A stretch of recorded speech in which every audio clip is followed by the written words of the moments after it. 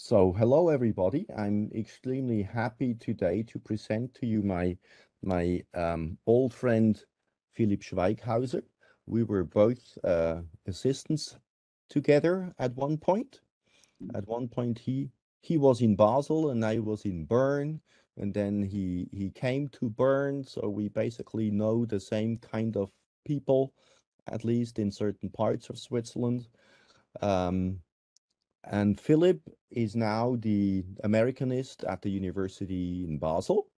Some of you, well, none of you have done too much EUCOR, too many EUCOR conferences, but you know has always been involved in this um, um, as a representative from Basel, and will again participate at the upcoming conference in Freiburg in April next year.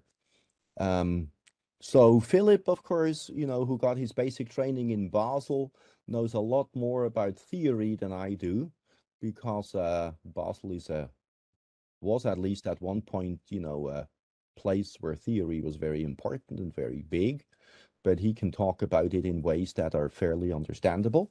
So that is extremely important, and we're very happy about that. I know Philip has written a book on Charles Brockden Brown, which is a wonderful early American author who has written exciting Gothic fiction. And he has recently done this great project on sound, and on anthropologists who write poetry. And he's had PhD students who deal with this, who have been very successful. In a sense, he has really, you know, organized a real research project on the poetry of these anthropologists, who then talk about cultural encounters, and sound has been very important, orality in this whole context, which is a mighty complex issue. But Philip knows all about it, so maybe afterwards you can ask him questions. And I know there must be other books that I forgot in the middle somewhere, Philip. I'm terrible about this, but I know you've published so many things and you're a very active person. Please add a couple more things. Yeah. Thanks so much for your very kind introduction. You said it all. You said it all. I don't know. I really hope that book on the literary anthropologists, on the anthropologists who turned poets, is coming out this year. So I'm really looking forward to holding that physical book in my hand.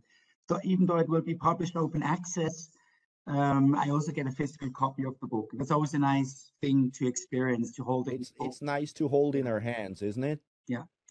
These books are great. I also wanted to say I'm really excited that you're talking about Emily Dickinson tonight, because you know she's one of my favorite poets, and even though I have not really published a whole lot on poetry, I always taught her, and that started in Bern when I had to teach the infamous prose seminar on American poetry, and she was very much you know, an important part of that canon. And so I look forward to you telling us a lot of things about Emily Dickinson. Yeah. The floor is yours. Thanks again for your kind intro. Let me get started right away. On the left, you see an image you may already know, Whitman's Carpenter's portrait, which shows him as a self-assertive and defiant young man. The type of young man who would write a poem of 1,300 lines that is entitled Song of Myself. On the right, you see the most famous photograph of Emily Dickinson. While you can find several photos of Dickinson on the internet, this is actually the only authenticated portrait of Dickinson after childhood. And you got a lot more from Whitman. Dickinson was a very reclusive woman who was known for her reluctance to greet guests and for refusing to leave her room later in life. The locals of her hometown, Amherst, considered her an eccentric. But Dickinson in many ways shared the fate of 19th century women more generally, whose appropriate place was seen to be in the home. This is called the separate spheres doctrine, according to which men belong in the public sphere of business and politics, while women belong in the domestic sphere of home and hearth. Dickinson's poetic production was also characterized by reclusiveness. Dickinson wrote most of her poems in letters to her beloved sister-in-law, Susan Gilbert Dickinson, and to Thomas Wentworth Higginson, and during her lifetime, fewer than a dozen of her 1,789 poems were published. It was only in 1890, that is 4 years after her death, that the first selection of poems was published under the title Poems.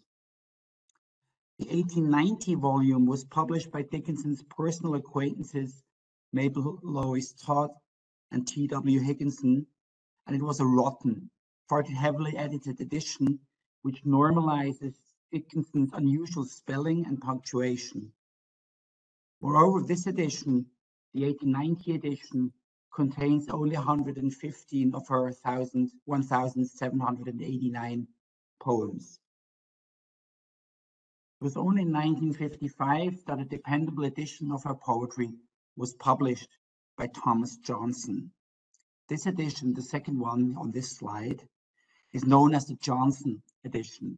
It contains 1,775 poems. In 1998, R.W. Franklin finally edited a second authoritative edition.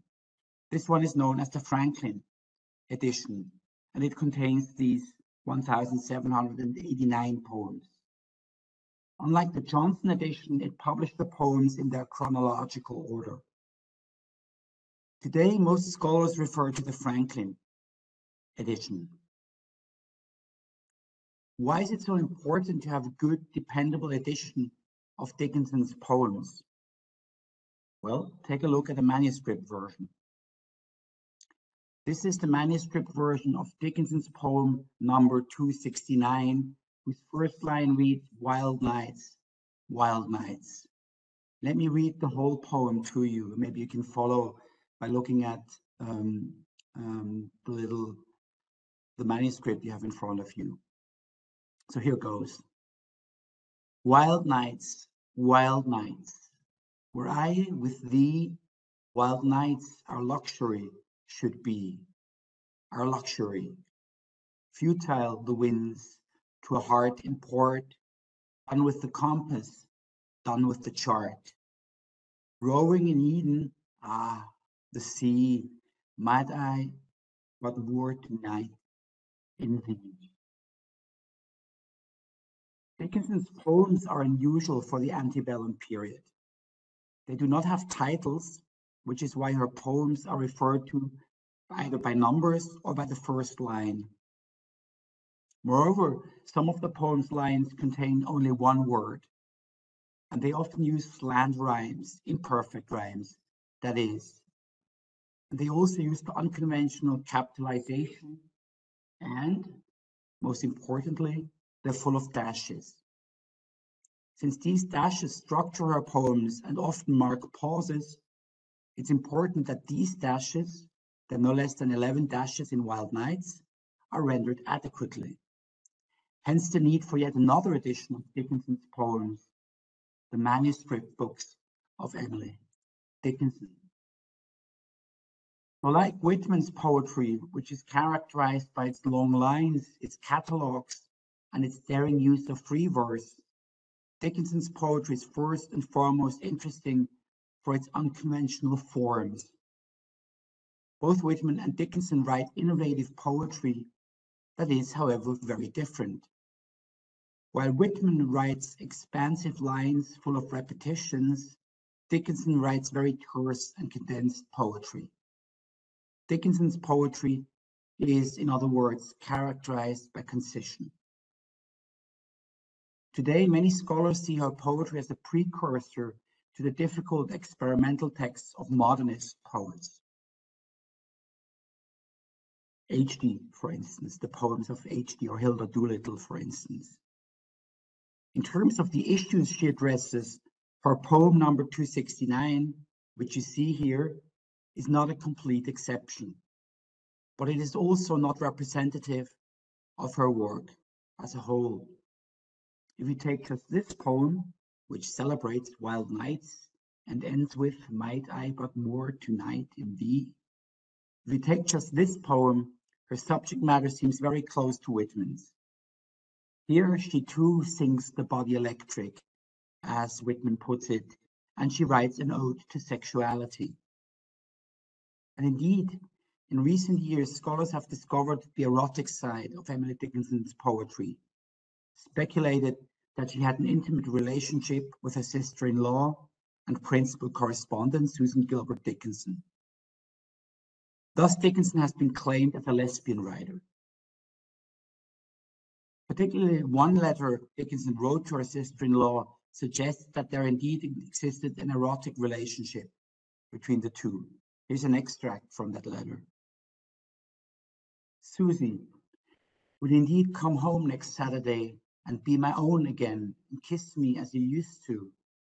I feel that I cannot wait, feel that now I must have you, that the expectation once more to see your face again makes me feel hot and feverish, and my heart beats so fast. Go to sleep at night, and the first thing I know, I'm sitting there wide awake and clasping my hands tightly and thinking of next Saturday and never a bit of you. Why, Susie, it seems to me as if my absent lover was coming home so soon, and my heart must be so busy making ready for him. On the face of it, this is a letter in which one woman confesses her desire for another woman. What prevents a straightforward lesbian reading of this letter, though, is the final sentence reproduced on this slide. Indeed, Dickinson frequently toyed with pronouns, exchanging female pronouns for male ones. She also often referred to herself, or had her poem's persona refer to herself as a brother, a boy, a prince, an earl, or a duke. Given this, the male lover Dickinson refers to in the final sentence on this slide may well be a woman, fictitious or not. In any case, there is no indication that Dickinson ever had a male lover. Still, given Dickinson's play with gender assignments, it probably makes more sense to call her a queer writer rather than a lesbian writer. A writer, that is, who rejects conventional gender roles and conventional ways of dividing the world up into male and female. In an intriguing essay on Dickinson's expression of queer desire in her poetry, Susan Juhas defines queer thus. Queer is a verb, an adjective, and a noun. The verb means to skew or thwart. The adjective means unconventional, strange, suspicious. Queer as a noun was originally a derogatory term for male homosexuals. It has been reclaimed in academic theory as a tool to question and disarrange normative systems of behavior and identity in our culture, especially as they regulate gender, sexuality, and desire. To this, we should add that the word queer has traveled well beyond academia and is now commonly used in public talk, popular culture, and academic discourse, where you get a by now well-established field called queer theory. Juhas discusses two poems by Dickinson. Let's have a look at one of them. This is poem number 477. He fumbles at your soul as players at the keys. Before they drop full music on, he stuns you by degrees, prepares your brittle substance for the ethereal blow, by fainter hammers further hurt, then nearer and so slow.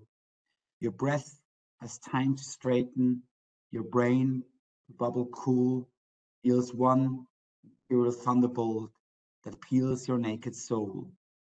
When winds hold forests in their paws, the firmaments are still. As Stuart notes, what we get here is a very aggressive male figure, a figure that fumbles, drops, stuns, deals a blow at an imperial thunderbolt, and goes as far as peeling or scalping, as one variant has it, the other's soul. Are we dealing with rape or masochistic sexuality here, as several commentators suggest? Well, note first that the you in the poem is not gendered. Mulhouse adds to this that some of the poem's metaphors speak a different language. Consider the beginning of the poem, where the male part fumbling at his partner's soul is compared to players fumbling at the piano's keys. If the pianist is on top and the piano at the bottom, the piano isn't an entirely passive agent. When the pianist hits the keys, the hammers inside the piano hit the strings and create the music. This is why the they in the third line is crucial. Together, the pianist and the piano, the male and his partner, prepare before they drop full music on. Whatever they're doing, they do it together. And what is the purpose of all this prepping? It's to give the brain time to straighten, then bubble cool. If an ethereal blow,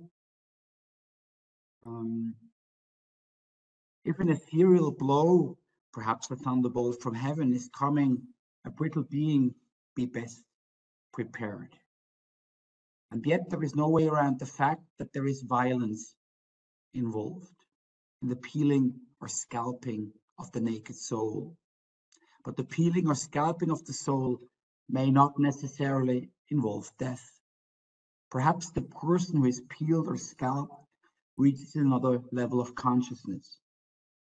In fact, the you of the poem may be less submissive than energized by pleasure and pain, of which the scalping presents a climax, a state of ecstasy. But what then do we make of the final two lines? When winds hold forests in their paws, the firmaments are still. As Mulhouse notes, what you get here is the wind embracing the forests. So what you get here is a sexualization of the world, a sexualization of the winds, the forests, and the firmaments, a sexualization of the world that is certainly queer. The final two lines then provide a fitting ending to a poem that plays with sexuality and with death to disrupt any neat heterosexual arrangement.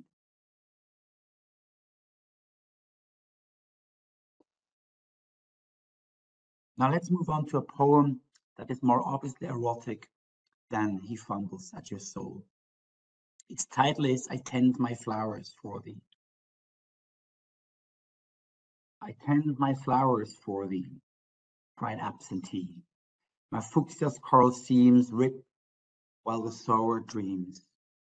Geraniums hint and spot, low daisies dot. My cactus splits her beard to show her throat. Carnations lip tick their spice, and bees pick up. Hyacinth I hid, puts out a ruffled head, and odors fall from flasks so small. You marvel how they held. Globe roses break their satin flake upon my garden floor. Yet thou, not here, not there, a hat asleeve they bore, no crimson more. Thy flower be gay, for Lord, away, it ill becometh me. I'll dwell in calyx grey, how modestly alway thy daisy draped for thee. What we get in stanzas 1 to 3 is highly sexualized flower imagery.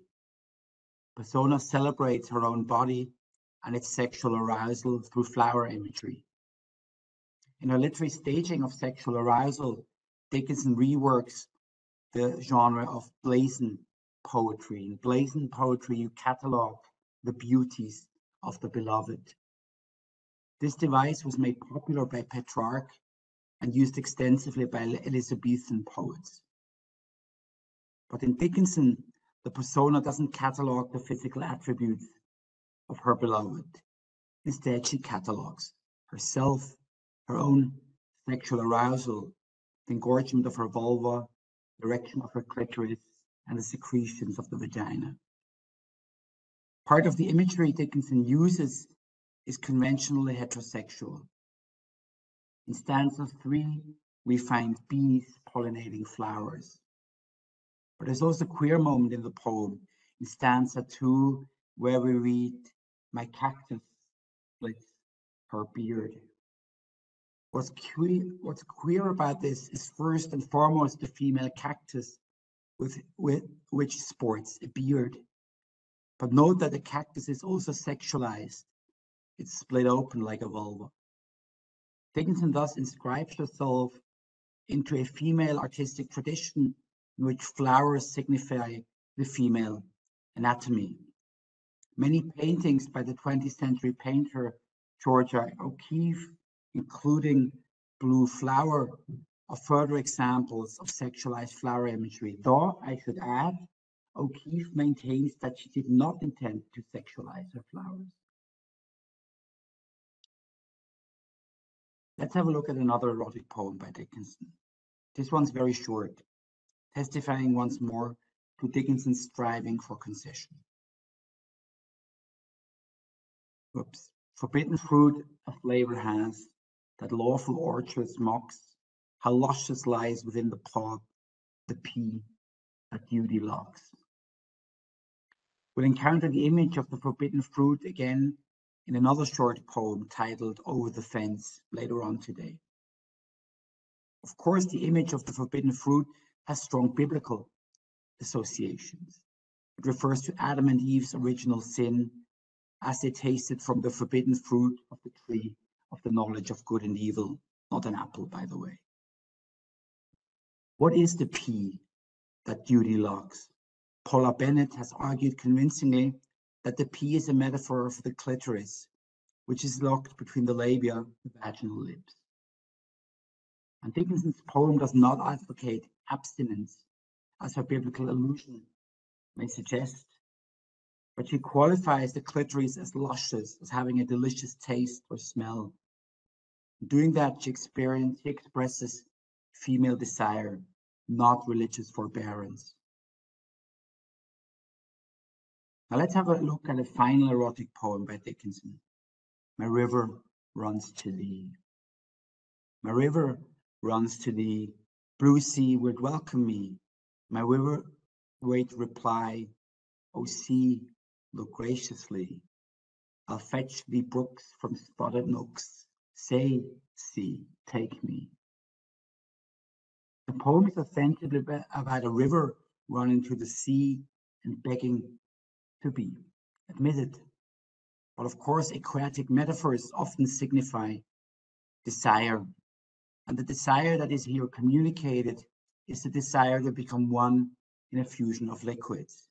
That this river and this sea are charged with eroticism is confirmed in the final line, where the persona begs the sea to take me, exclamation mark. And this poem, it is unclear whether the object of desire, the sea, is coded as male or female. This is neither clearly a heterosexual nor clearly a homosexual poem. In other poems, the gender is clear, and there's a whole industry of Dickinson scholars who identify poems as either lesbian or heterosexual. And then there are poems like this one, poems like My River Runs to Thee, and poems like He Fumbles at Your Soul, that are either gender neutral or queer. Now, lest we get carried away and celebrate Dickinson as a trailblazer of queer politics, we should note that in many respects, Dickinson is very much a child of her time. This can be seen very clearly in the poems that follow the common meter of Christian hymns.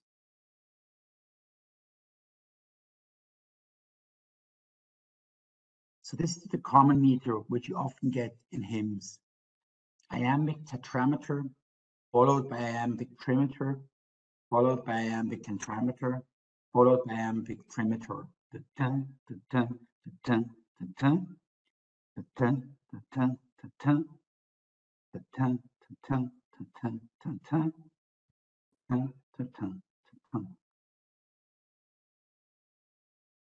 And this is the beginning of Dickinson's poem 114, where bells no more affright the morn, where scrapple never comes, a very nimble gentleman forced to keep their rooms.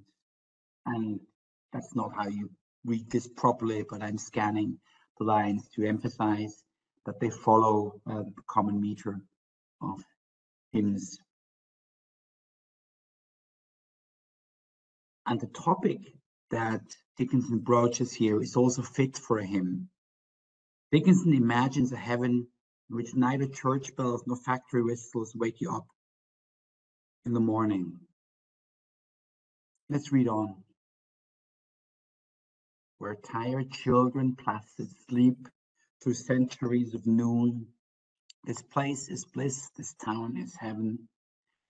Please Papa, pretty soon. Or could we climb where Moses stood and view the landscape o'er? Not father's bells nor factories could scare us anymore. In fact, Dickinson doesn't merely use the common meter of hymns. In this poem, she directly references a hymn by the famous hymnodist Isaac Watts. Here's Watts' hymn. There is a land of pure delight, where saints immortal reign, infinite day excludes the night, and pleasures banish pain. Could we but climb where Moses stood, and view the landscape o'er, not Jordan's stream nor death's cold flood should frighten us from the shore. Dickinson, in her own poem, quotes two lines of Isaac Watts' hymn directly. Could we but climb where Moses stood and view the landscape o'er. In other poems, Dickinson's relation to hymnody is more conflicted. She riffs on hymns irreverently. But this should not keep us from realizing that while her dashes, ellipses, and her dissections of the heterosexual matrix indeed make her a proto-modernist poet, she's also very much a child of her time, very much a child of the 19th century. Especially her use of the common meter of hymnody reminds us of this. Let me give you another example of a hymn by Watts. How doth the little busy bee improve each shining hour and gather honey all the day from every opening flower? How skillfully she builds her cell, how neat she spreads the wax, and labors hard to store it well, the sweet food she makes. In works of labor or of skill, I would be busy too, for Satan finds some mischief still for idle hands to do. In books or work or healthful play, let my first years be past, that I may give for every day some good account at last. Watts' poem follows the common meter of hymns. What we get here is a Protestant praise of industry, which stresses that Satan will provide the idle man with mischievous things to do. And the hymn ends with the persona's wish to lead a proper, a godly life. Dickinson's response to Watts does not follow the common meter. Sic transiat gloria mundi, how doth the busy bee, dum vivamus, I stay mine enemy. O veni vidi vici, o caput capapi, and o memento mori, and when I am far from thee. In line 2, we get a direct response to Watts' hymn, how doth the busy bee. What we get in Dickinson, though, is a light-hearted, irreverent riff on Watts and a much more life-affirming message than Sic transit gloria mundi, which translates, thus passes the glory of the world, sic transit. Gloria Mundi, thus passes the glory of the world. Against such Protestant pieties, Dickinson asserts, dum vivimus vivamus, which means, while we live, let us enjoy life. Dickinson's poem, of which I'm giving you only the first two stanzas, is no hymn, but a valentine that she sent to William Howland, a law clerk in her father's office. And in its liberal use of Latin phrases, it's also a parody of what counted as humanistic education in Dickinson's time. The poem is also the first poem of hers that was published anonymously in the Springfield Daily Republican newspaper. And the poem was published without her consent, and she wasn't amused.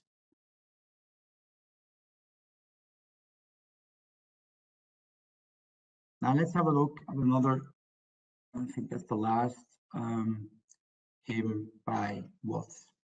Broad is the road that leads to death, and thousands walk together there, but wisdom shows a narrower path, with here and there a traveler. Deny thyself and take thy cross is the Redeemer's great command. Nature must count her gold but dross if she would gain this heavenly land. The fearful soul that tires and faints and walks the ways of God no more, what esteemed almost a saint and makes his own destruction sure. Lord, let not all my hopes be vain, break my heart entirely new, which hypocrites could never attain, which false apostates never knew. This is also hymn that does not, however, not follow the common meter of hymnody. What we get here are iambic tetrameters. The argument what stages in this poem is that while the way to death is broad, and everybody travels that road, the way to heaven is narrow, and for that reason reserved for the few. To go through the narrow gate to heaven requires effort and thought. In the first line of the second stanza, Watt tells his reader to take that cross, which means accept your predestination, and refers to the quintessentially Protestant idea that when we're born, it's already predetermined whether we'll go to heaven or hell after our death. One of the central tenets of Calvinism and hence also Puritanism.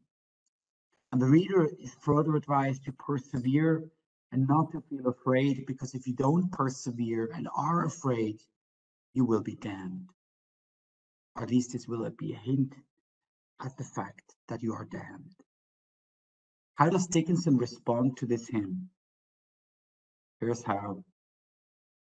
The road to paradise is plain, and holds scarce one. Not that it is not firm, but we presume a dimpled road is more preferred. The bells of paradise are few, not me, nor you. Unsuspected things, minds have no wings.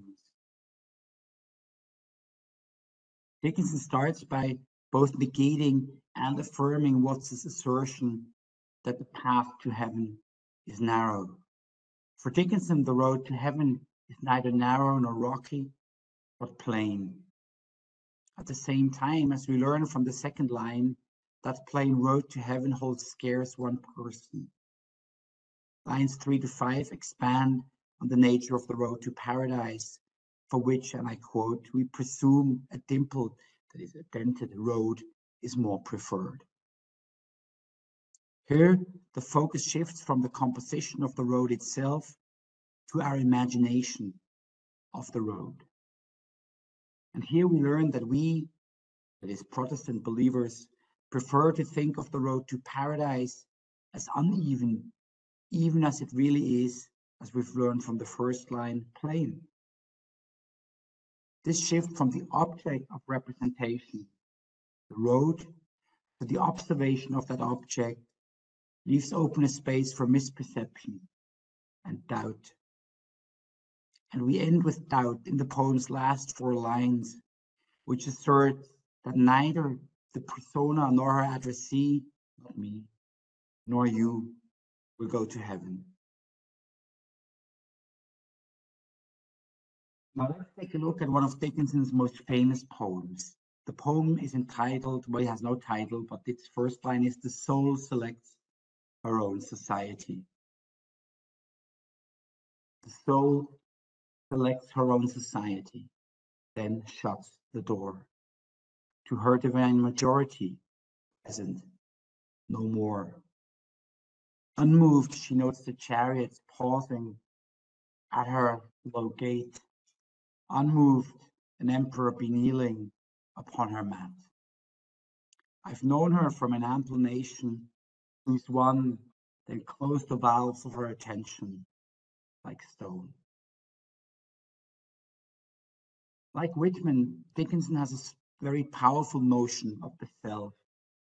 For both of them, the self is what they can ultimately rely on. The self is a source of strength and a source of resistance to the status quo. But there the similarities end. While Whitman's self embraces the whole world, he famously wrote, "I contain multitudes."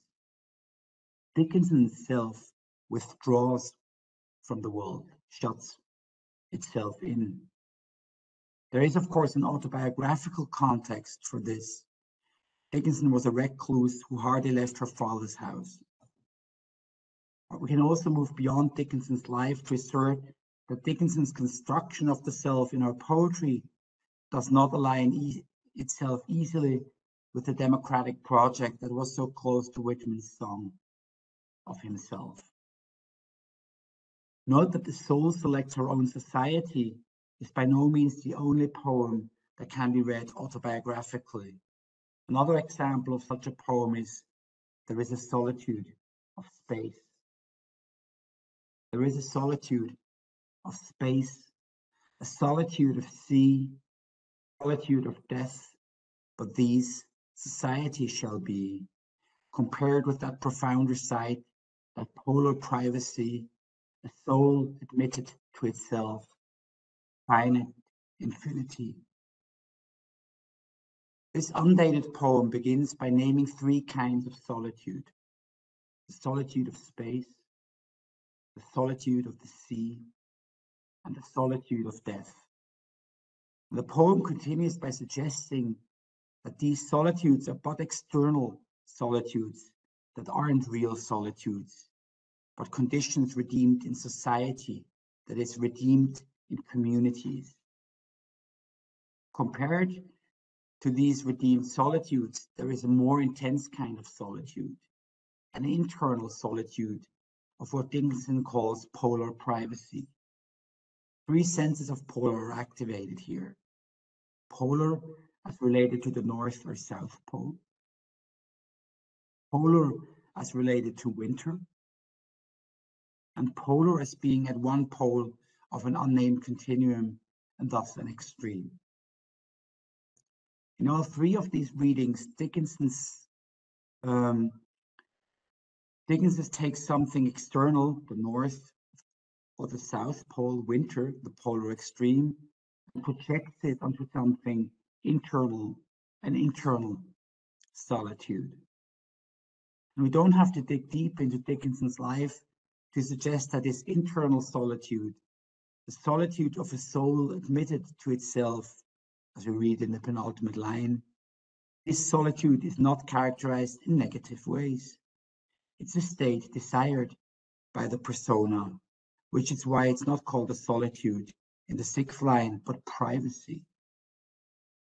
I think we can read this embrace of internal solitude autobiographically as giving expression to Dickinson's own search for privacy, a privacy that relates both to Emily Dickinson's reclusive life and her poetry, very little of which was published during the poet's lifetime.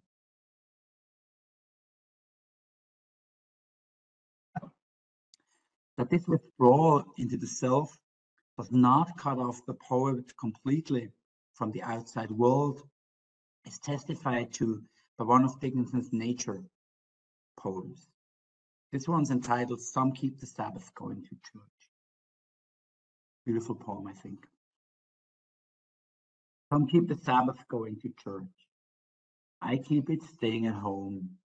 A bobolink for a chorister, an orchard for a dome. Some keep the Sabbath in supplies. I just wear my wings. Instead of tolling the bell for church, our little sexton sings. God preaches, a noted clergyman, and the sermon is never long. So instead of getting to heaven at last, I'm going all alone. Unlike other poems by Dickinson, this is a fairly straightforward piece whose argument is easy to trace.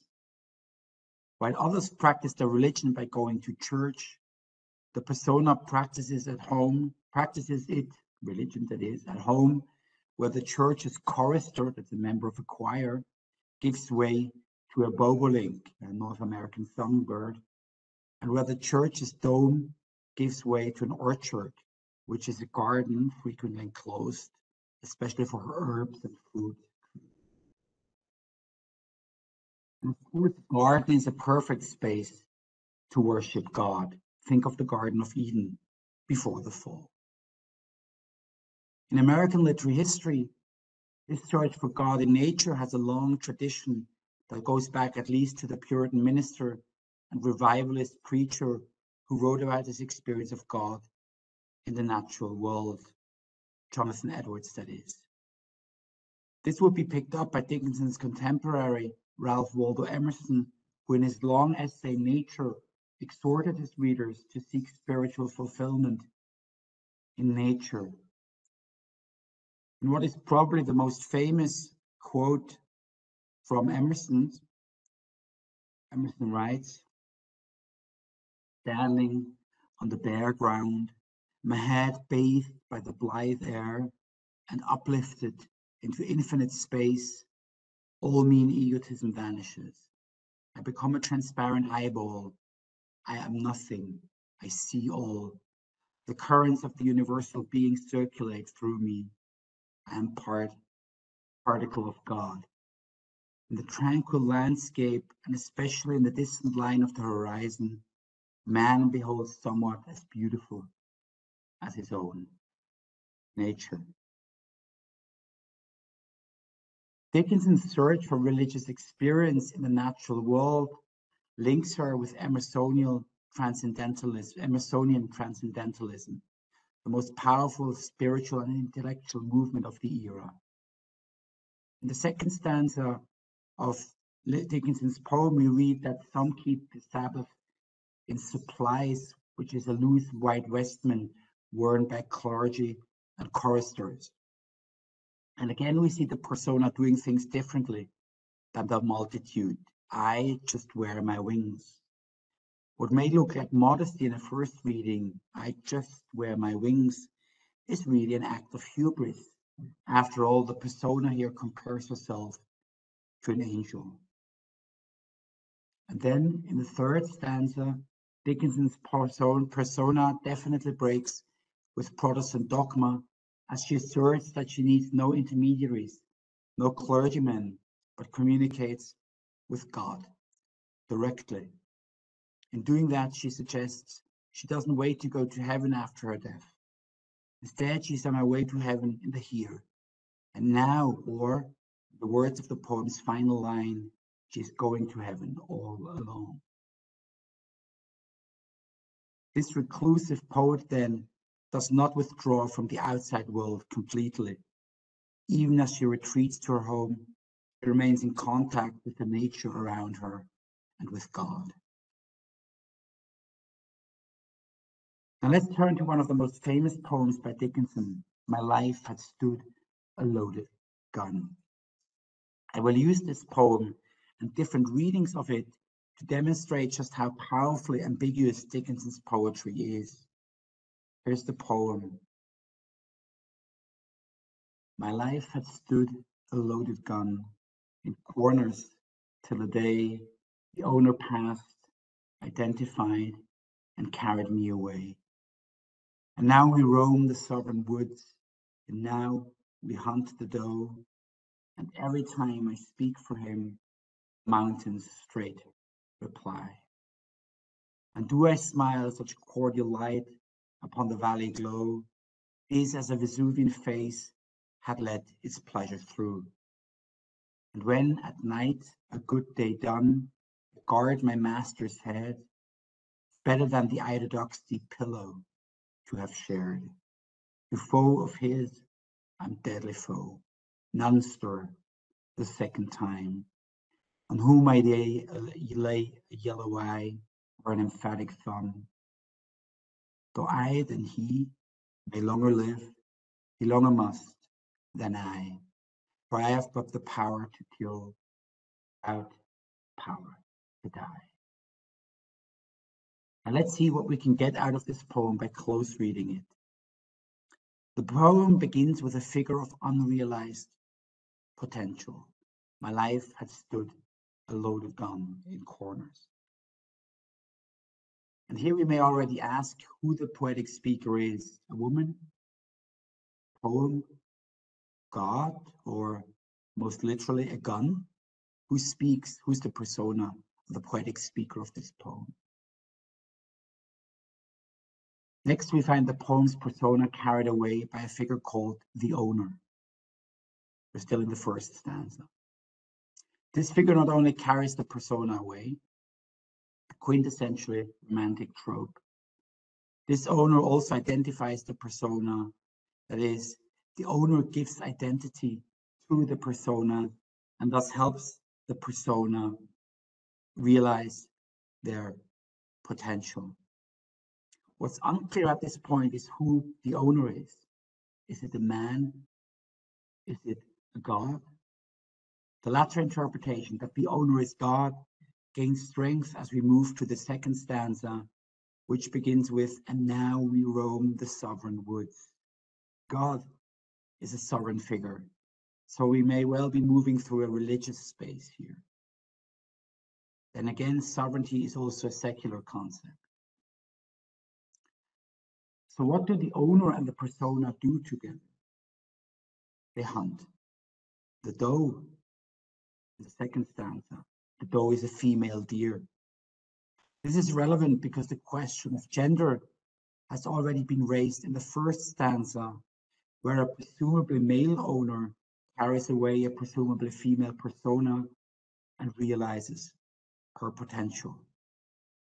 In any case, what we get in this second stanza is a further development of the figure of the gun. The gun speaks for the owner. The mountains respond to that speech because the sound of a firing gun creates an echo. The mountains straight reply, we read. And let's move on to the third stanza. Here the gun no longer speaks but smiles. And the gun does more than that. It also generates a cordial light, which we may interpret as the light of a gun's muzzle flash. In the second half of the third stanza, we find the first suggestion that the relationship between the owner and the gun is passionate. We read about a Vesuvian that is a volcanic face, and we read about pleasure. Speaking about orgasmic release may well overstate the case, but we've certainly entered the realm of bodily pleasure. Let's move on to the fourth stanza. Here the theme of passionate love receives a twist as the persona affirms that she prefers protecting her owner, now named her master, to sharing the bed with him. This does not invalidate what I said earlier about the passionate relationship between the owner and the persona. It's just that hunting, shooting, and protecting are more strongly sexualized practices than sharing a bed. Let's move on to the penultimate, fifth stanza. The persona here affirms that she will kill her master's foes. The yellow eye of the third line is the gun's muzzle flash, and the emphatic thumb is the thumb used to cock the gun. So far, so good. But there's something odd going on here, because it's the gun persona herself that cocks the gun and shoots. The gun fires itself, and in doing that gains mastery and agency independent of her master. This question of mastery is brought up once more in the final stanza. How should we interpret this enigmatic stanza, which thrives on ambiguity and paradox?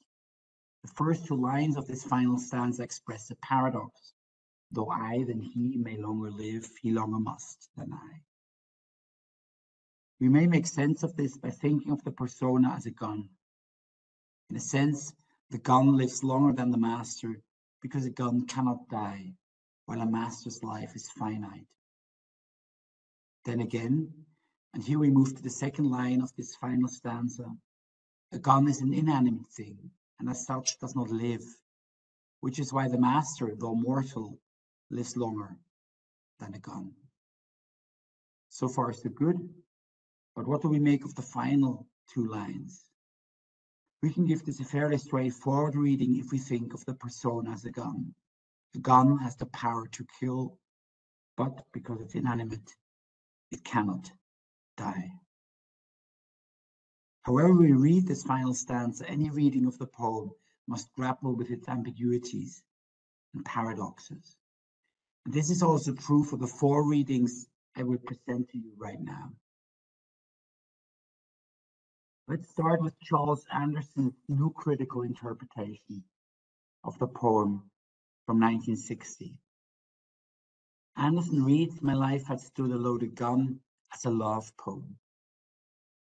He discusses the equation of the persona with a gun as a conceit, that is, an extended metaphor that develops striking parallels between very dissimilar things, in love and hunting, passion and shooting, mortality and immortality, and so on. Anderson adds that the charged potential of the gun persona is only released in losing oneself, in getting carried away, as we read in the final line of the first stanza. This loss of the self is, however, recuperated as the persona is identified in the third line of the first stanza, which Anderson interprets as a finding oneself in love. Anderson postulates that Dickinson draws on the frontier myth as she sets her poem at the extreme limit of settled land, the meeting point of savagery and civilization. For Anderson, this love poem reverses the roles of courtly love, as here it's the hunting knight, as he is the hunting knight, and she is the one who adores him rather than vice versa. According to Anderson, the poem also draws on another genre, the tall tale, whose hyperbole and humor prevent the poem from becoming too sentimental. In relating to the tall tale, Anderson adds that the emphatic thumb of the fifth stanza suggests, as I've already pointed out in my close reading, it suggests that the gun fires itself. For Anderson, this suggests that the female lover has usurped all initiative, and adds that this is the danger of a private poet like Dickinson. And so Anderson views this assertion of female agency negatively. Needless to say, a feminist reading of the poem would see this very differently. And you'll hear about a feminist reading of the poem later today. So how does Anderson read the enigmatic final stanza? For him, the final stanza celebrates the glory of the afterlife as opposed to mortal love, adding that the poem prepares for this celebration of the afterlife and derogation of mortal love in stanza 2, where we encounter the divine sovereign woods, and stanza 4, where we read that the persona does not share her lover's bed. So much then for Charles Anderson's interpretation of the poem. Let's move on to a second interpretation by Albert Gelpi. Albert Gelpi's Jungian psychoanalytic reading from 1979 starts by suggesting that the master, the owner, and the he of the poem are the masculine aspects of the persona's psyche. And the term C.G. Jung has for these masculine aspects of a woman's psyche is animus. And the persona comes to life only by submitting to and identifying with that masculine principle, by identifying with a phallic gun. Gelpi goes on to argue that the persona's lover is a hunter and woodsman enacting the pioneer myth, a myth that demands an assertion of masculinity and the subjugation of the feminine principle. This is why the gun kills a doe, a female deer, in the poem's second stanza. And now we roam the sovereign woods, and now we hunt the doe, the beginning of the second stanza reads. What the poem suggests is that in order to become a poet, a woman must relinquish certain aspects of femaleness. That is why in stanza 4, the persona does not share the bed with her lover. But the lover is not only a hunter and a woodsman, he is also the persona's muse. While male artists have a female muse, female artists have a male muse. So how does Gelpi interpret the enigmatic final stanza? Concerning the final stanza, Gelpi argues that the persona may live longer for two reasons. First, because she continues to live after her subjugation to the masculine principle of the animus and is a loaded gun again. Second, she lives longer because her poem outlives the moment of its creation. Moreover, the animus must live longer because it's an archetypal principle and for that reason, immortal. How does Gelpi interpret the poem's final two lines? In his reading, these lines mean the following. If I did not have the power to die, I would have only the power to kill. If I did not have the power to die, I would have only the power to kill. But as she does have the power to die, she has more than the power to kill. But the power to die refers to human mortality.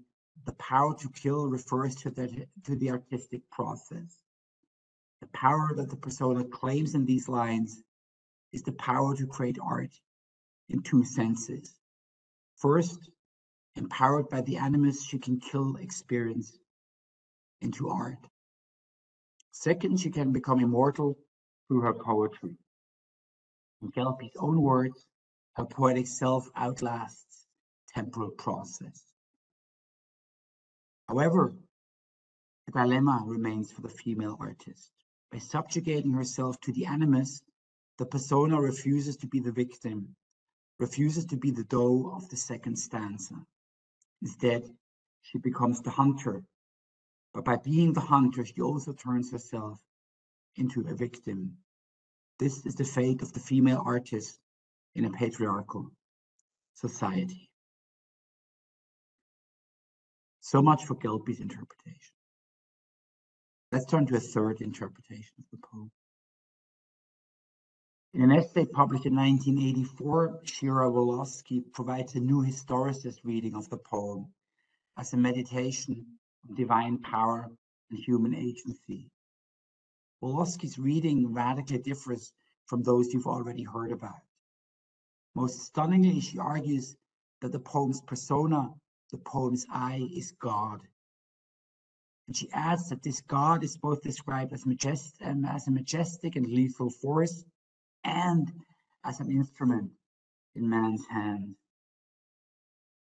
Wolosky notes that the poem was written in 1863 in the midst of the civil war fought over slavery, which lasted from 1861 to 1865. During this war, preachers on both sides, the North and the South, were saying that the war is a manifestation of divine power. The result is murder committed in God's name and the misuse of heavenly power, in which God becomes man's instrument. So how does Wolosky interpret the final stanza? Wolosky suggests that God outlives mortals. That's what the first line of the final stanza says. Why then he may longer live. Again, the I here is God. But that mortals must, as a moral prerogative, live longer than their immortal divine weapons, because they cannot only kill, which is the only thing the gun can do, they can also die. This context, dying annuls the power to kill.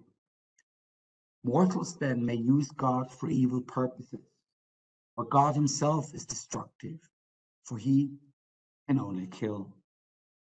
Dickinson's God then is omnipotent, but not benevolent. The question of theodicy is addressed here. And unlike this malevolent God, humans cannot only kill, they can also die, which is a positive thing compared to a God who can only kill. Now let's turn to the final interpretation of the poem that I want to share with you. This is a feminist reading by the major feminist poet and critic, Adrienne Rich. Rich starts by noticing the poem's ambivalence toward power. If a woman becomes an active creator, she defines herself and is defined as aggressive and unwomanly. And the persona we get in the poem is described as both a hunter, a figure that is an active agent, and a gun, a more or less passive object. Concerning the union of gun and hunter, Rich suggests that the poem points out the dangers of exerting one's inherent power of shooting the loaded gun. That which the woman herself perceives as energy can be experienced as aggression, as destructive, even as potentially lethal. And now we hunt the doe. So how does Rich interpret the cryptic final stanza? For her, the final stanza picks up the ambivalence which structures the poem as a whole. Without being possessed by the owner, the female poet can only kill. But the owner will not let her go, longer must than I. In this reading, then, poetry is something decidedly dangerous. Rich ends her reading of My Life Had Stood a Loaded Gun with words that may be relevant to this lecture cycle as a whole.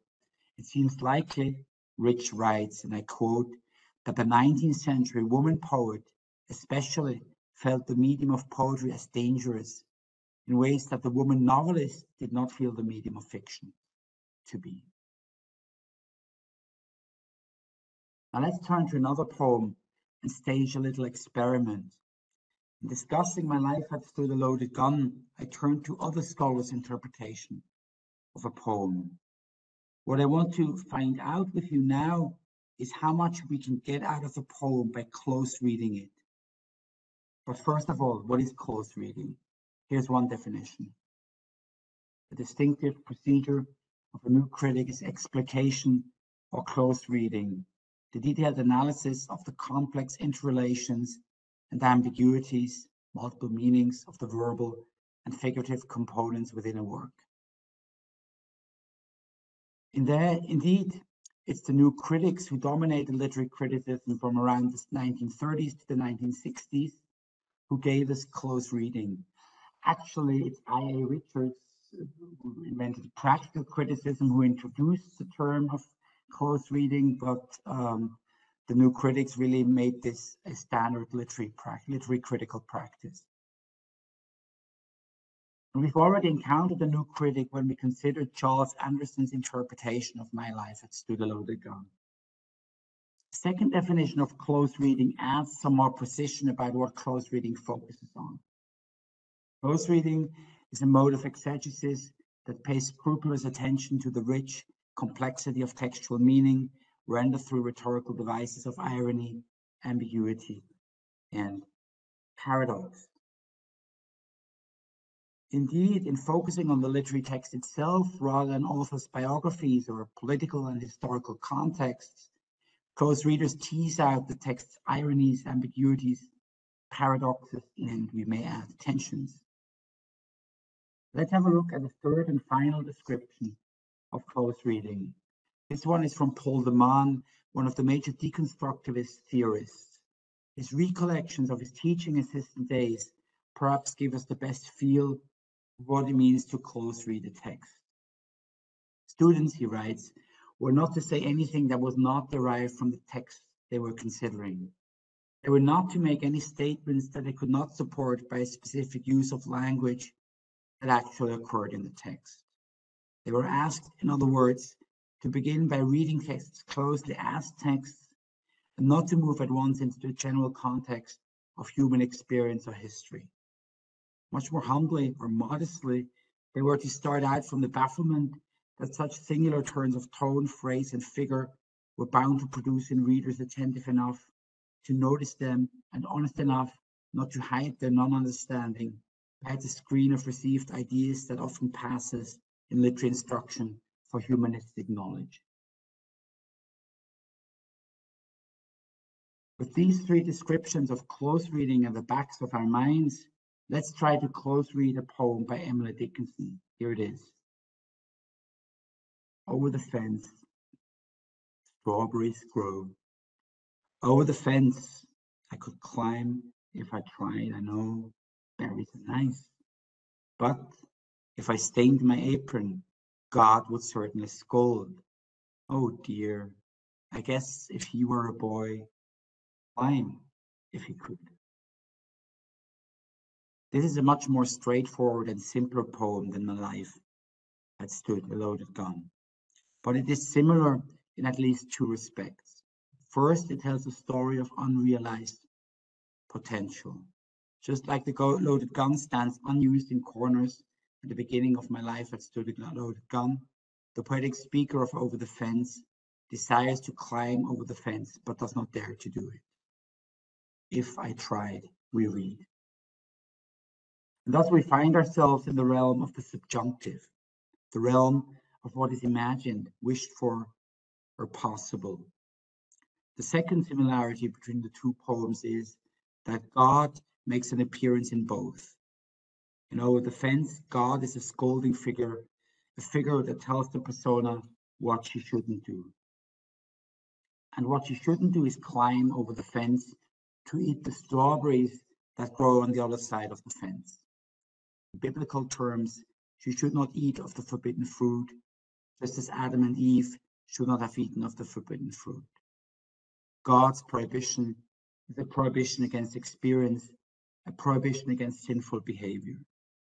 That this is so becomes clear when we read that the persona fears she will stain her apron. Staining one's apron with strawberries, red fruit, is as clear an image of menstruation as it gets. What the persona both desires and fears is the experience that comes with growing into adulthood. But this is so becomes even clearer when we return to the poem's final stanza, where grow and know rhyme. Growth comes knowledge, knowledge of sexuality, adult knowledge. And again, we have a biblical reference, since the forbidden fruit that Adam and Eve ate was the fruit from the tree of the knowledge of good and evil. Returning to the second stanza, we find Dickinson imagining God not as a man, but as a boy. And then we read the final line, he'd climb if he could. While the persona, a girl, does not dare to climb over the fence, the boy would do so. Boys, it seems, have greater self-assurance than girls. What's more, this boy is not unusual, is no usual boy. It's a God boy, a divine boy, if you will, a boy who seems to be omnipotent. Then again, that's not quite true, since being no human being, God can't climb a fence. That's why he'd climb if he could. This God, Dickinson's God, can't do everything. Dickinson's God is not omnipotent.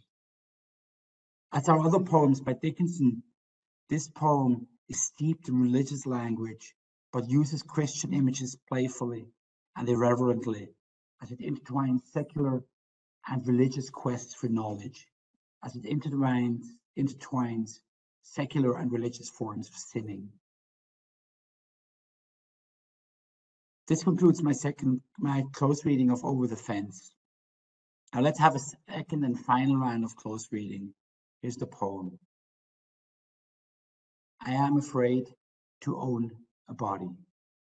I am afraid to own a soul. Profound, precarious property possession, not optional. Double estate, entailed at pleasure, on an unsuspecting air, duke in a moment of deathlessness, and God for a frontier. The first two lines contain an assonance, a repetition of the same words at the beginning of consecutive lines. It's called assonance. And Dickinson uses the assonance to emphasize the persona's fear concerning her whole existence, both body and soul.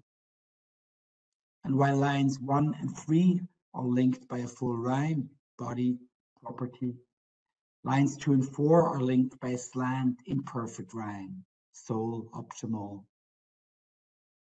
Through the slant rhyme in lines 2 and 4, Dickinson emphasizes that there's a certain tension between soul and not optional. Of course, from a religious point of view, having a soul is not optional, since all human beings possess a soul. But line 2 expresses the persona's desire not to have a soul, which makes having a soul optional.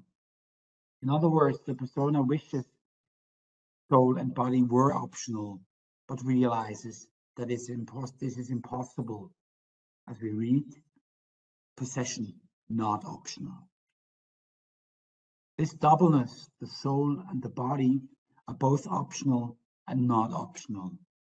This doubleness also characterizes the third line, where we encounter an alliteration, profound, precarious property. The body and the soul are here described as both profound and precarious, as both deep and serious, and as delicate and insecure. What we're dealing with here is not quite an oxymoron, but a clash between contrasting characteristics. Another thing we can note about the first stanza is its economic language. Dickinson uses a language of ownership, property, and possession. It's as if the persona's body and soul could be bought and sold, not unlike a commodity. This too makes the soul and the body precarious, since they're subject to the vagaries of the market. Let's move on to the second stanza, which begins with the phrase double estate. Again, Dickinson uses economic language to describe body and soul. And we're dealing with a double estate since humans possess both body and soul. And these properties are entailed at pleasure upon an unsuspecting heir. In other words, soul and body are bestowed upon the persona without her having a say. She is unsuspecting as God, and I think it's God who acts at pleasure here, bestows a soul and a body upon her. As does the third line in the first stanza, the third line in the second stanza contains an alliteration, duke, deathlessness. Duke here follows on the heels of the second line's heir, just as the title of duke is something that is inherited. The soul and the body are inherited without the persona's power to intervene. Note that the third line of the second stanza, just like the third line of the first stanza, contains a quasi-oxymoron, a contradiction, a moment of deathlessness. Deathlessness suggests everlastingness and eternity, while a moment is something transient, something fleeting. And this suggestion of eternity is carried on into the poem's final line, where God appears. God is here imagined as a frontier, as the actor mediating between transience and eternity, between life and death. And of course, the frontier is also a major American myth in American cultural history. The frontier is the dividing line between Native American savagery and the white settlers' civilization. In the frontier myth, the frontier is the place where America regenerates itself through violence. And it's fitting that this poem ends with the image of the frontier. The frontier is the dividing line between two entities, a dividing line that separates but also brings together different things, the soul and the body, profundity and precarity, transience and eternity. Now, toward the beginning of this lecture, I've introduced you to various editions of Dickinson's verse. Here they are again. But what are the sources of these editions? What materials did the various editors consult? As I've said, the edition considered the most authoritative one is the Franklin edition of 1998, the third out of the 4 editions on this slide. As I've also said, it contains 1,789 poems. But these 1,789 poems are based on a total of 2,500 textual sources. About 3/4 of Dickinson's poems exist in only one source, the rest exists in 2 to 7 sources. How many different types of sources are there? And what do these sources look like? First of all, there are the fascicles. These consist of 4 to 6 fold sheets of stationery bound with strings into handmade volumes. 40 of these fascicles exist, and they contain over 800 poems. So the fascicles are a major source for Dickinson's verse. Dickinson began making fascicles in 1858 at the age of 27. By summer 1860, after 2 years of work, Dickinson compiled 8 of these fascicles filled with poems written in ink. And once she copied her manuscripts into fascicle sheets, she destroyed most manuscripts, and she used the fascicles and fascicle sheets to copy out poems she sent to friends. Then, next to the fascicles, Dickinson also collected sets. These sets contain 98 unbound fascicle sheets.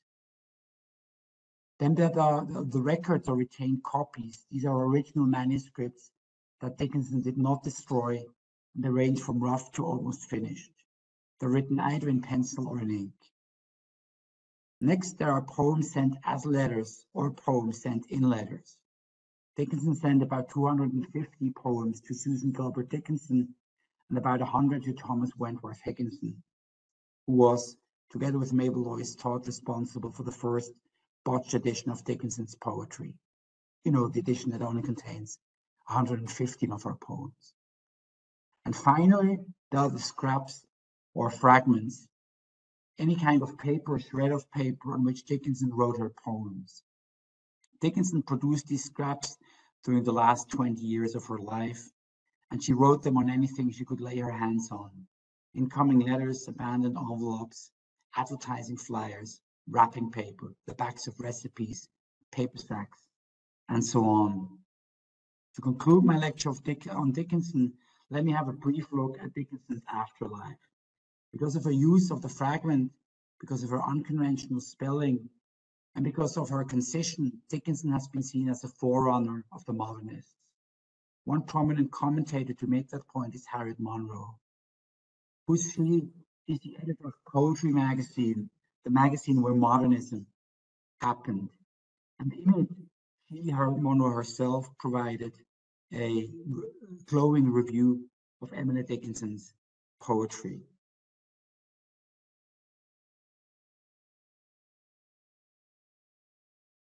She was also seen as an imagist avant la lettre. Imagism relies on several tenets, including the 3 you have here on the slide: direct treatment of the thing, where the subjective or objective, to use absolutely no word, does not contribute to the presentation, and as regarding rhythm, to compose in sequence of the musical phrase.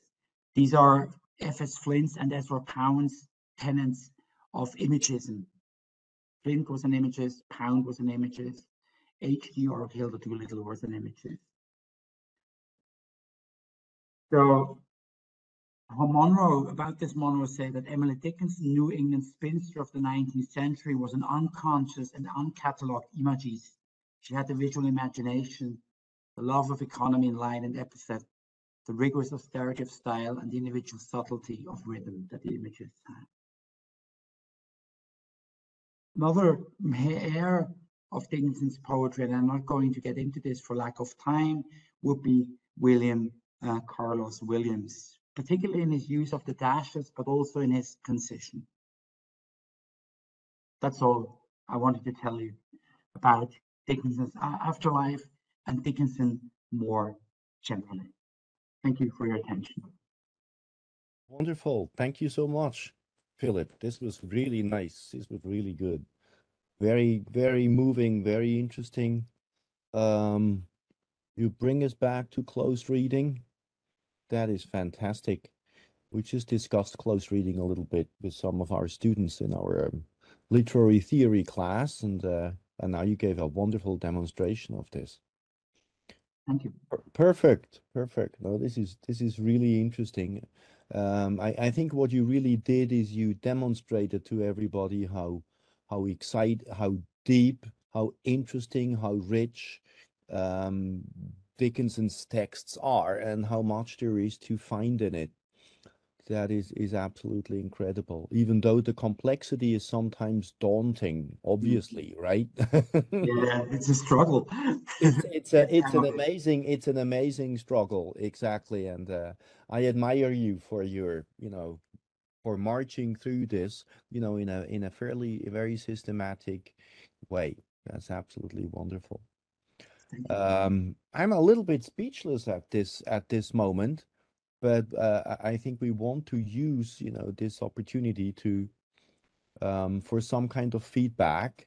Some of our students may not know Dickinson as well and may have questions. Some people may know her very well and may have more comments. I can maybe try to make some kind of a comment. I'm always impressed by the kind of religious language that Dickinson is using. So her language is very much informed by Christianity and Christian images, and how she then somehow, uses that very language in order to, as they say, critique many Christian ideas and Christian dogma.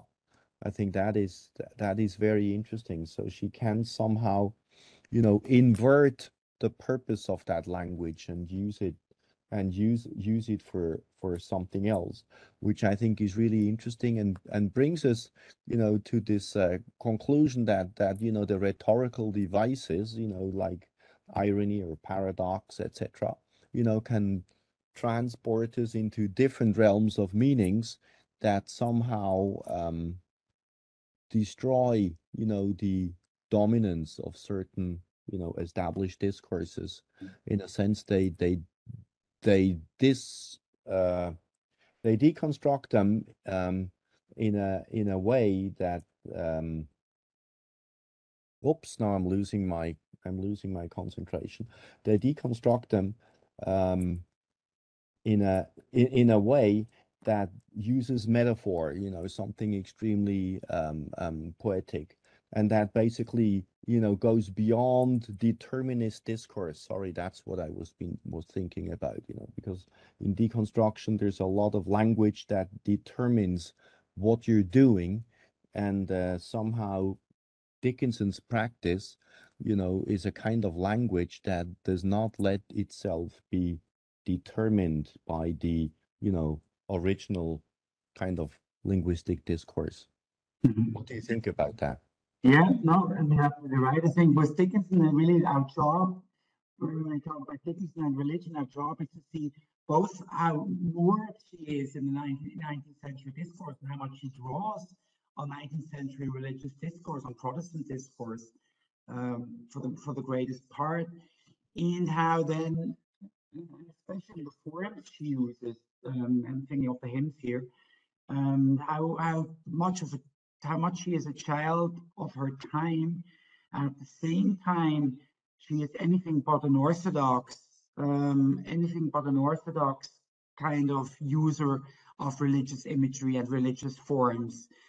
Certainly, those who cherished Isaac Watts's hymns, most of them we would not have cherished Dickinson's quite irreverent use of the forms that Watts uses, but also the content of Watts uses. So I think it's extremely important to see both.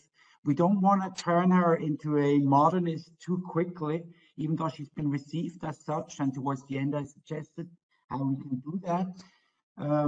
But we don't want to deny her unorthodox literary forms and her unorthodox subject matters and arguments she puts forward in her poetry either. I think we're faced with that double task. Yeah. Mm-hmm. Mm-hmm. Fantastic. Yeah, that's interesting. I think there was a written question somewhere. Mai Spöri is asking, how did people react to her poetry? Did they understand the sexual references? Did they see them? Mm-hmm. There were only about a good dozen of her poems published during her lifetime. So there wasn't, recent scholarship has emphasized that Dickinson wasn't as reclusive as could be understood, because she sent about 200 poems to acquaintances of hers, and they sometimes found their way then to other people. So there is kind of a record of self-publication and a kind of a distribution to Dickinson's scholarship, to Dickinson's poetry. But most folks, Dickinson was not a known poet of her time, because only very little was published of hers, and the daring stuff wasn't published at all. So the answer is we don't know, because so little of her was published, and certainly none of the more daring poems were published. So yeah, that's the short answer. Thank you. Any more questions? Here is a fantastic 19th century writer, and you have an expert, and you can ask him all kinds of wild questions. Please do take advantage of this. You know, that's what this lecture is all about. What about people who have written about her? I mean, she was very close with her sister-in-law Susan, obviously. Yeah. You know, so if Dickinson herself was a recluse, you know, what about her friend? You know, does she give us any information about Dickinson, or is that also very private, and the private relationship is sort of hidden away somewhere? Have you got any information about that? To the best of my knowledge, there is no such account by Susan Gilbert Dickinson. Yeah. Okay. Yeah. So she didn't really write letters that still exist. Yeah, they communicated in letters, and both of them are available. So we get poems. So we also get some of her responses to Dickinson's poetry. Yes, we do get that, and she's quite an astute reader of Dickinson's poetry. Yeah, yeah. Great. Okay. Anybody else who wants to ask a question? Are you just so totally overwhelmed by all of these intense poems and by Philipp's close reading? I love it that you did a close reading, you know, because a lot of people think, you know, this is no longer interesting. You know, theoretically it's old hat and all that. And then I'm extremely happy, you know, how you show that this is in many ways the business of a literary critic. Yeah, I was really, when I first encountered Paul de Man giving a definition of close reading, the best one I found actually. That was quite astonishing, right? Because the deconstructionists, we couldn't call them the new critics, because they also focused on the text itself, right? Yeah. But that has been a charge laid at their door. They've been called the new critics by detractors of deconstruction. But if you look, but I don't think calling someone a new critic necessarily means that it's a bad thing what people are doing. And Paul de Man, when talking about his experience, his training in reading literary texts, and talks about his exposure to close reading, we see how worthwhile an endeavor that is. Here I have a problem. Paul de Man is Belgian, and he never got his literary training in the English-speaking world, if I'm not mistaken. Yeah. So he never did what is called close reading. So did he like just do something like analyse de texte, or so he must have done something like it in the French-speaking world. Yeah. The close reading, I've always thought that close reading was translated into French as explication de texte. Okay. Which is a very powerful, still in university education today. But a colleague of mine from the French department corrected me and said, actually, the real French translation of close reading is microlecture. And I kind of like that. Microlecture. Yeah. Okay. Oh, that's exciting. That's a good word. Good Yeah, word I like that. to Yeah. remember and to have in your baggage somewhere. Yeah. Extremely useful. Yeah. Okay. Now, since there are no more questions and we have this beautiful William Carlos Williams poem on the screen, I feel like forcing you to say something about it. Okay, I'll do that. I mean, what Williams inherits here, he inherits several things from Dickinson. And let me just read it.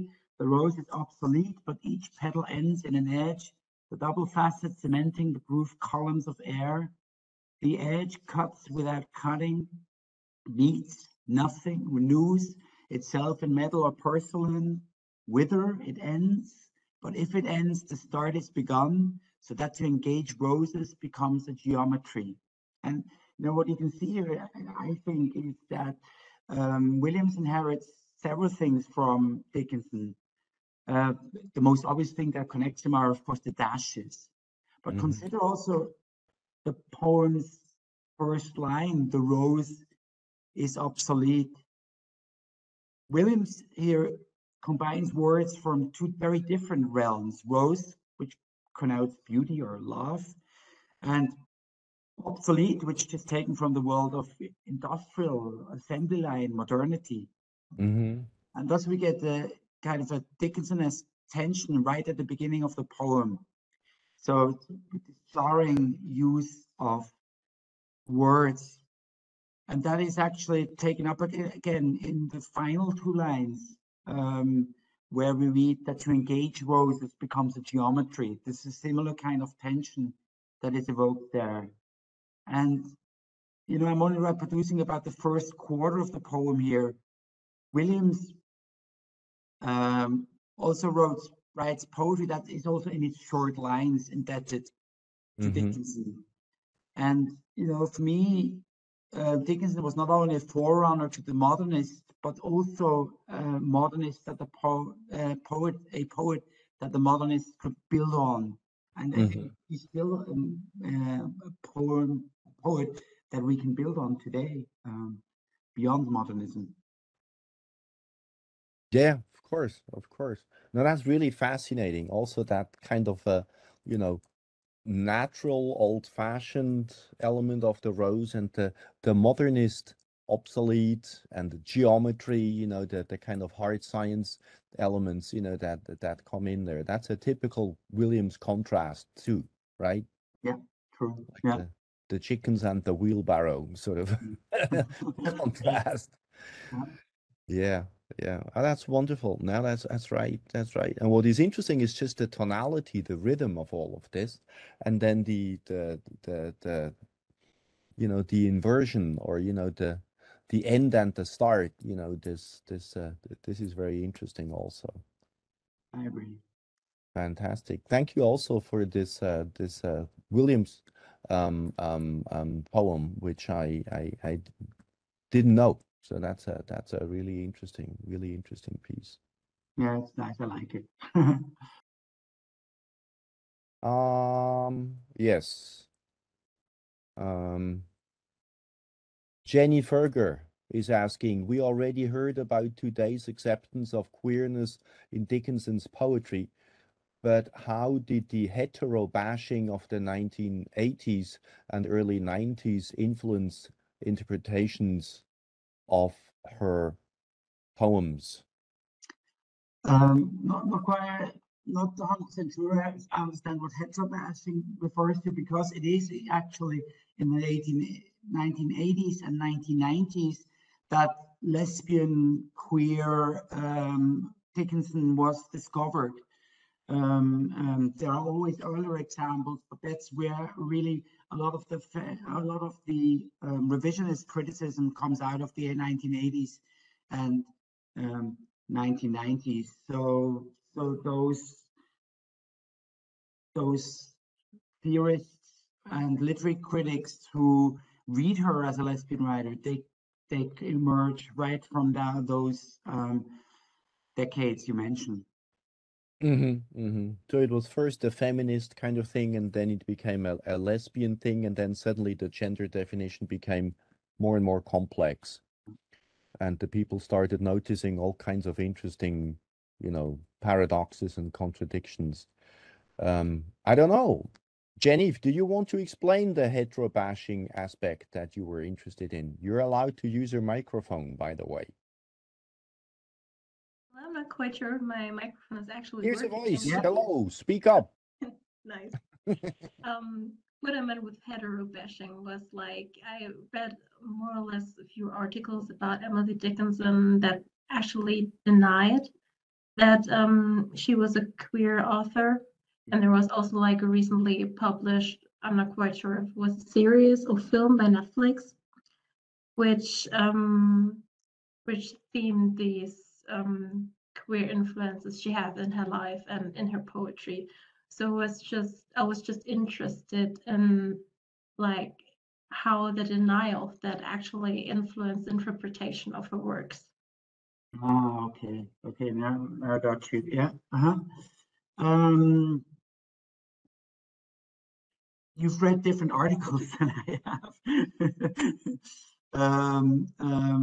because there is a whole legion of critics who've actually accepted her queer and or lesbian nature, or at least the queer and lesbian nature of her poetry. Certainly, what most critics that I've read agree upon, that she's certainly not a heteronormative writer. This might be different in a Netflix series that I haven't seen, but the majority of critics actually don't seek to debunk her being claimed as a lesbian or queer writer, but affirm that. But there are always other voices too, and those are probably the ones you've read. So I have to look at that. Do you have anyone specific in mind that I have to read up on? Not anyone specific, sorry about that. Well, they're probably just like the minority of voices, but I was just like interested in how that shaped the literary context. Yeah. I think less so than queer readings did shape the literary context, I would say. Okay, thank you. Sure.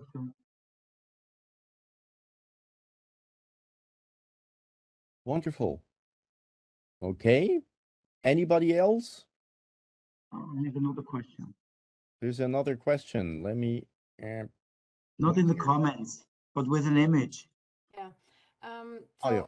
A couple of weeks ago, we had the talk about Alcott, and she showed a short clip of, I don't know whether it was a Netflix documentary as well, that they had met.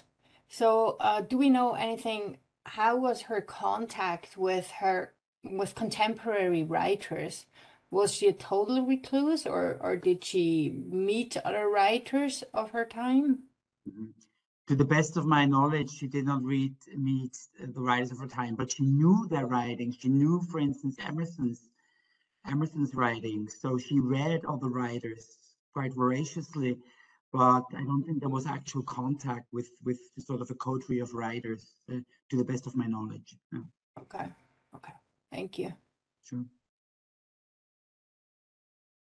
So no physical contact, no visits in that sense, very often, but correspondence, I guess, with a couple of people. Yeah, she wasn't really known as a writer, right? Because she'd only published so little. Mm-hmm. Exactly. Exactly. Good. Okay. So in that case, Philip, shall I just call it a day? Thank you very much for your wonderful presentation. That was fantastic. I hope we'll have you again in some context. All of my Mulhouse students are now very excited to meet you at the EUCOR conference, when they I'm probably looking have forward to a it. chance to meet you in person. That's really exciting. Next week, if I'm not mistaken, we will have Wolfgang Hochbruck, who is going to talk about the short story by Alcott again, about boys. So this is also going to be very interesting. The short story is uploaded, and I hope that many of our students are going to take the time and read it. It's probably a very interesting story, and it's going to be interesting to hear about Alcott from a different angle and see yet another perspective on that author. Wonderful. Is anybody here who still has a question, an issue about organizing things? Not really? Okay, so let's thank Philip again for his wonderful presentation. Give him a hand. I think everybody is very excited and everybody was very happy to learn so much about Dickinson and a lot of interesting, challenging observations that you made about her. That was terrific. Thank you so much, Philip, for just offering your input and for giving all of that wonderful input. Thanks so much for having me. It's a pleasure, and for organizing this lecture cycle. It's great. You're most welcome. Terrific. Thanks so much, Philip. Okay, so bye-bye, everybody.